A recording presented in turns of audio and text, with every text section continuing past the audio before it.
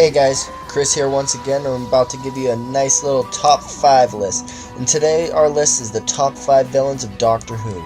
So sit back, relax, and without any further ado, let's start with number 5. The Cybermen. These are creatures that originally appeared back in 1966, and they are constantly changing, as you can see in this picture.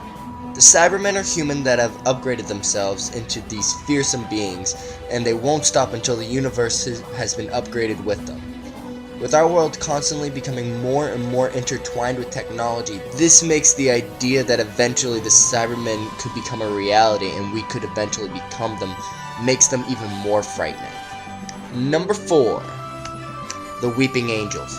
Beings from another world who feed off the potential years of people and send them back in time to live out the rest of their lives. They kill their victims in probably the most humane possible, and the really interesting thing about them is how you need to keep staring at them, because as soon as you move your eyes for even just a second, their lightning speed allows them to catch you. And they originally appear in Blink, one of my all-time favorite episodes. The concept behind the Angels is such a unique one.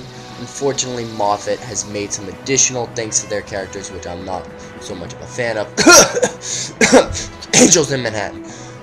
But overall, they're one of my favorite villains. Number 3. The Master. He's essentially the anti-Doctor and embodies everything the Doctor is against. The Master originally appears in 1971, and like the Doctor, the Master has several regenerations. Some versions of him were great and menacing, some were fun, and some were, well... But that's another topic for another video. The Master is an integral part to who the Doctor is, and that is why he's my number 3. Number 2. The Beast, or as I like to call him, Space Satan. He appears in the Impossible Planet and the Satan Pit. He is literally Satan, but in space. This giant has the ability to possess men and even the Ood with their great power. While his tenure on the show wasn't long, his impact on me was.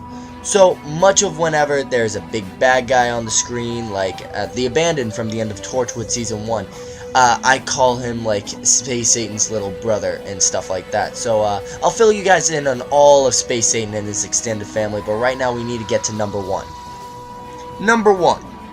That's right guys, you guessed it, it's the Adipose. What most people forget about these guys is that they technically are bad guys. They invaded the earth, and these cute little balls of fat are born from people's fat tissues. They just crawl out and walk away like nothing happened, which would be great if they weren't also able to convert the rest of the body, killing the host. As you can see that these guys are evil. Completely evil. Just kidding guys, here's the real number 1, the Daleks. The Doctor's longest reoccurring villain, originally appearing in the second serial of Doctor Who back in 1963, their goal has been the same throughout the whole tenure. Exterminate the universe, leaving only the Daleks left.